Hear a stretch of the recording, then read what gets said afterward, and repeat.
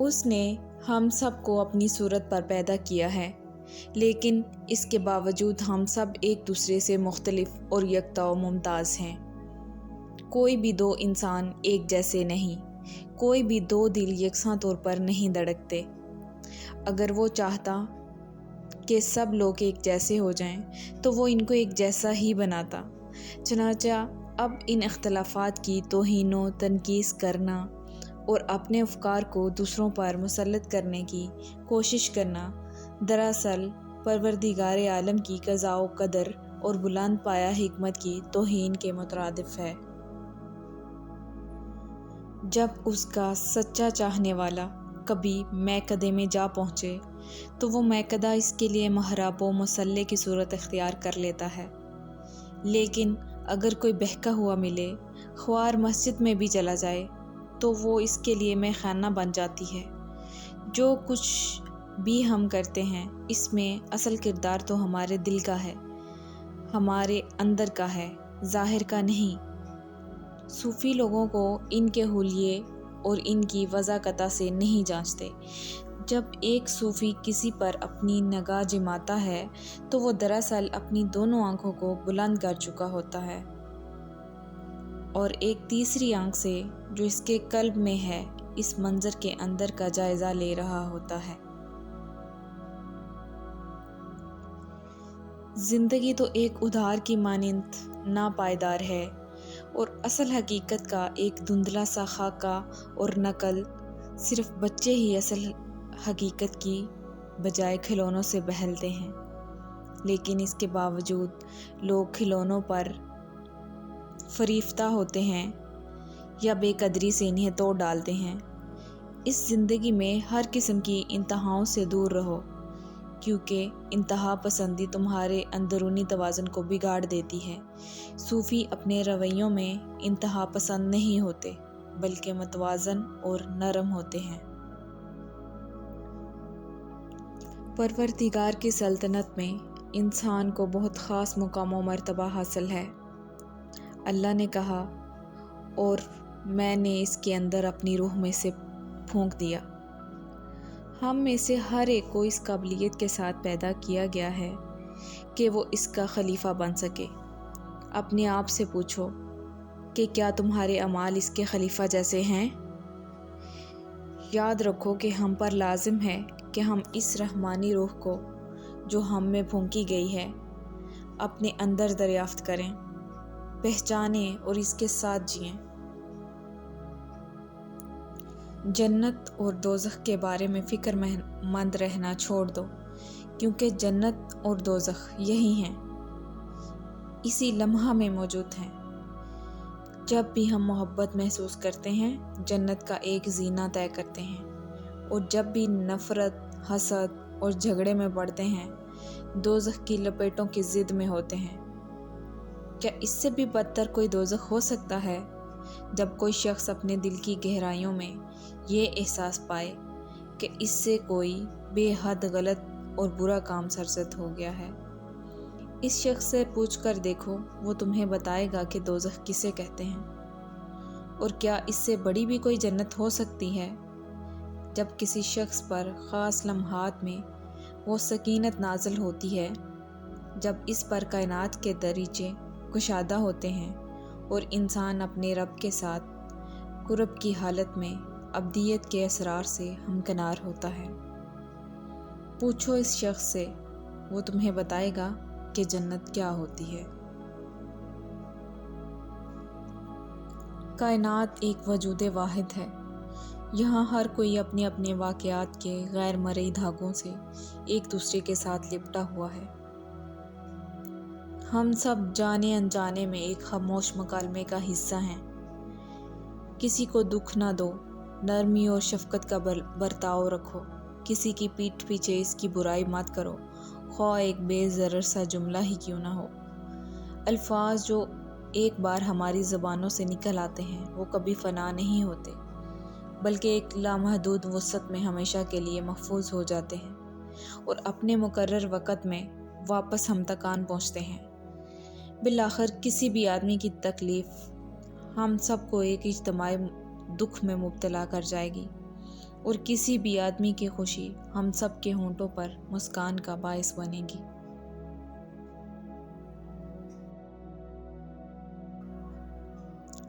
یہ دنیا اس برفانی پہاڑ کی طرح ہے جہاں بلند کی گئی ہر آواز پہاڑوں سے ٹکرا کر بازگشت کی صورت میں واپس ہم تک پہنچتی ہے۔ جب بھی تم کوئی اچھی یا بری بات کرو گے تم تک واپس ضرور پلٹ کر آئے گی۔ چنانچہ اب اگر تم کسی ایسے شخص کے لیے برے کلمات منہ سے نکالو جو ہر وقت تمہارا برا سوچتا رہتا ہے تو یہ اس معاملے کو اور بھی گمبھیر بنا دے گا اور تم منفی قوتوں کے ایک نہ ختم ہونے والے چکر میں گھومتے رہو گے۔ بجائے اس کے کہ تم اس کے لیے کچھ برا کہو، 40 دن تک اس کے لیے اچھا سوچو اور اچھی بات منہ سے نکالو۔ تم دیکھنا کہ 40 دن بعد ہر شے مختلف محسوس ہوگی، کیونکہ تم پہلے جیسے نہیں رہے اور اندر سے تبدیل ہو گئے ہو۔ ماضی ایک تعبیر ہے، ایک نقطہ نظر ہے، جبکہ مستقبل مایا ہے، ایک سراب ہے۔ دنیا ایک خط مستقیم کی شکل میں وقت کے دھارے میں سے نہیں گزر رہی جو ماضی سے مستقبل کی اسپائرلز کی طرف جا رہا ہو، بلکہ وقت ہمارے اندر سے بتدریج پھیلتے ہوئے لامتناہی کوسوں کی صورت میں گزرتا ہے۔ ابدیت لامحدود وقت کو نہیں بلکہ وقت سے ماورا ہونے کا نام ہے۔ اگر تم ابدی روشنی کے حامل ہونا چاہتے ہو تو ماضی اور مستقبل کو اپنے ذہن سے نکال دو اور فقط لمحہ موجود میں باقی رہو۔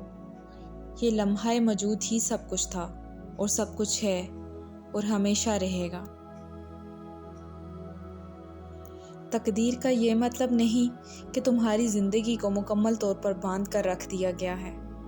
ہر بات کو مقدر پر چھوڑ دینا اور کائنات کے ساتھ ہم آہنگ ہونے کی کوئی کوشش نہ کرنا محض جہالت کی علامت ہے۔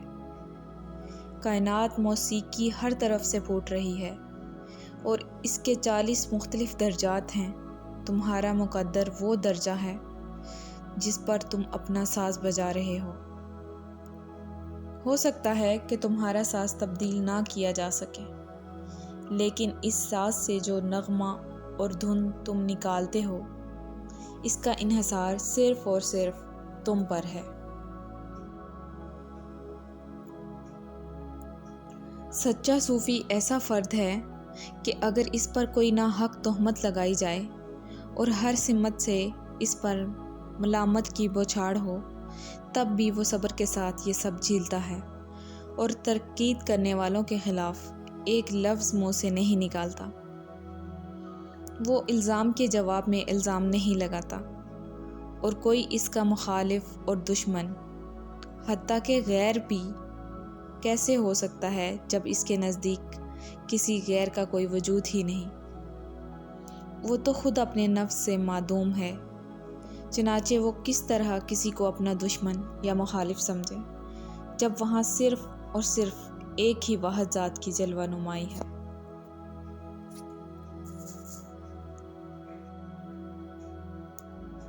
اگر تم اپنا ایمان مضبوط کرنا چاہتے ہو تو اس کے لیے تمہیں اپنے اندر کی سختی دور کرنا ہوگی۔ چٹان کی طرح مضبوط ایمان کے لیے کسی پرندے کے پروں سے بھی زیادہ نرم دل درکار ہے۔ زندگی میں بیماریاں، حادثات، نقصان، تمناؤں کا ٹوٹنا اور اس قسم کے کئی دیگر معاملات ہمارے ساتھ اسی لیے پیش آتے ہیں تاکہ ہمیں رقت قلب عطا کریں اور ہمیں خود غرضیوں سے نکالیں، نکتہ چینی کے رویے تبدیل کریں اور ہمیں کشادہ دلی سکھائیں۔ کچھ لوگ تو سبق سیکھ کر نرم ہو جاتے ہیں اور کچھ لوگ پہلے سے بھی زیادہ سخت مزاج اور تلخ ہو جاتے ہیں۔ حق تعالیٰ کے قریب ہونے کے لیے ضروری ہے کہ ہمارے قلوب اتنے کشادہ ہوں کہ تمام انسانیت اس میں سما سکے اور اس کے بعد بھی ان میں مزید محبت کی گنجائش باقی رہے۔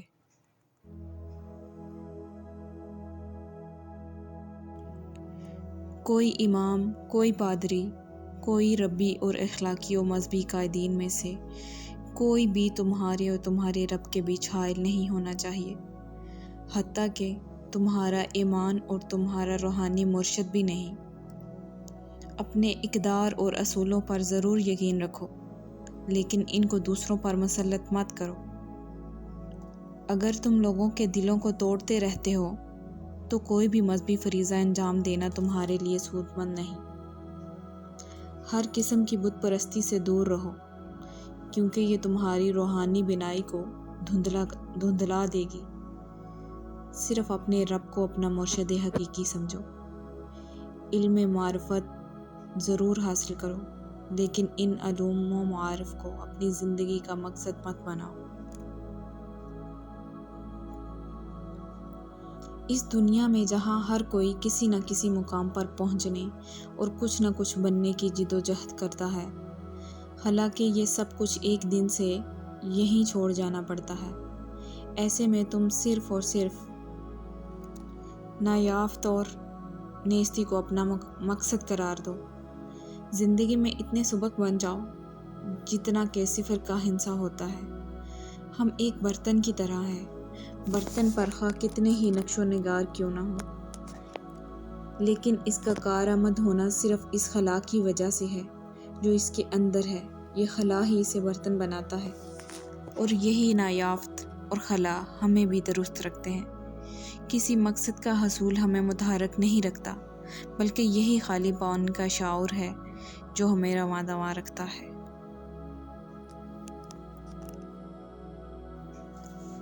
سر تسلیم خم کرنے اور راضی برضا رہنے کا یہ مطلب نہیں کہ ہم بے عمل ہو کر عزو معطل ہو جائیں یا تعطیل ہو جائیں، بلکہ یہ تو اس کے بالکل برعکس ہے۔ اصل قوت تسلیم و رضا میں ہے، ایسی قوت جو ہمارے اندر سے پھوٹتی ہے۔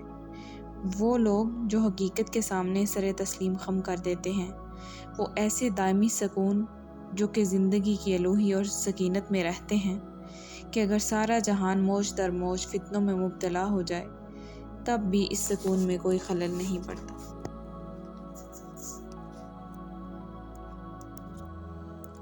اس دنیا میں جہاں ہم رہ رہے ہیں، یکسانیت اور ہمواریت ہمیں آگے لے کر نہیں جاتی، بلکہ مخالفت اور تضاد آگے لے کر جاتا ہے۔ اور دنیا میں جتنے بھی متضاد امور ہیں، وہ سب ہم میں سے ہر ایک کے اندر بھی پائے جاتے ہیں۔ چنانچہ ایک مومن کے لیے ضروری ہے کہ اپنے اندر کے کافر سے ضرور ملے، اور ایک کافر کو بھی اپنے اندر کے خاموش مومن کو دریافت کرنا چاہیے۔ ایمان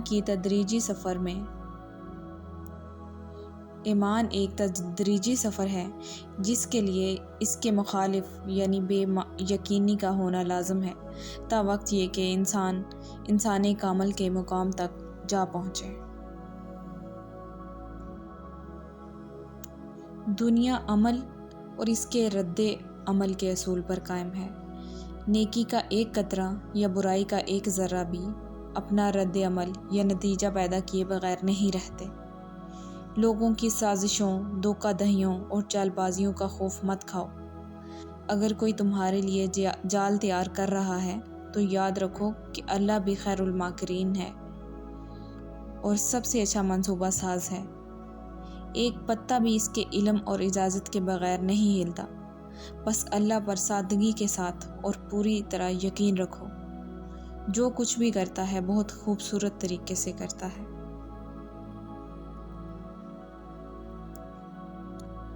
خدا بہت باریک بین اور بڑا ہی کاریگر گھڑی ساز ہے، اتنا درست کہ زمین پر ہر چیز اپنے مقررہ وقت پر وقوع پذیر ہوتی ہے، نہ ایک لمحہ وقت سے پہلے اور نہ ایک لمحہ تاخیر سے۔ اور یہ عظیم گھڑی بغیر کسی استثناء کے سبھی کے لیے بالکل ٹھیک اور درست طور پر کام کرتی ہے۔ ہر ایک کے لیے محبت اور موت کا ایک لمحہ مقرر ہے۔ کوئی حرج نہیں اگر زندگی کے کسی بھی مرحلے میں ہم اپنے آپ سے یہ سوال پوچھیں کہ کیا میں اپنا طرز زندگی اور اپنی روش بدلنے کے لیے تیار ہوں؟ کیا میں اپنا آپ بدلنے کے لیے تیار ہوں؟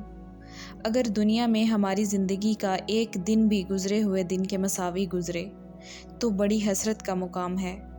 ہر لمحہ، ہر آن اور ہر سانس کے ساتھ ہمیں اپنی تجدید کرتے رہنا چاہیے، نیا جنم لیتے رہنا چاہیے، اور نیا جنم لینے کے لیے ایک ہی طریقہ ہے، موت سے پہلے مر جانا۔ جز تبدیل ہوتا رہتا ہے، لیکن اس کا کل ویسے کا ویسا ہی رہتا ہے۔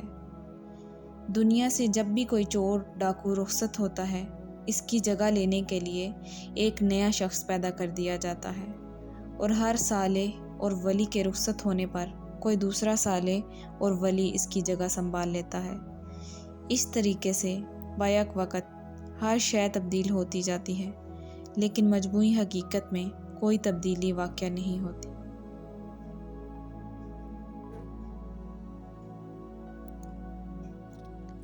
محبت کے بغیر زندگی بے معنی ہے۔ مت سوچو کہ مجھے کس قسم کی محبت کی تلاش ہے، روحانی یا جسمانی، ملکوتی یا ناسوتی، مشرقی یا مغربی۔ محبت کی یہ تقسیم مزید تقسیم ہے، یہ ڈیفینیشن پیدا کرتی ہے۔ محبت کا کوئی عنوان نہیں ہوتا، نہ ہی کوئی مخصوص تعریف، یہ تو ایک سادہ اور خالص چیز ہے بس۔ محبت آب حیات بھی ہے اور آتش کی روح بھی ہے۔ جب آتش آب سے محبت کرتی ہے تو کائنات ایک مختلف روح اور نئے انداز میں ظہور پذیر ہو جاتی ہے۔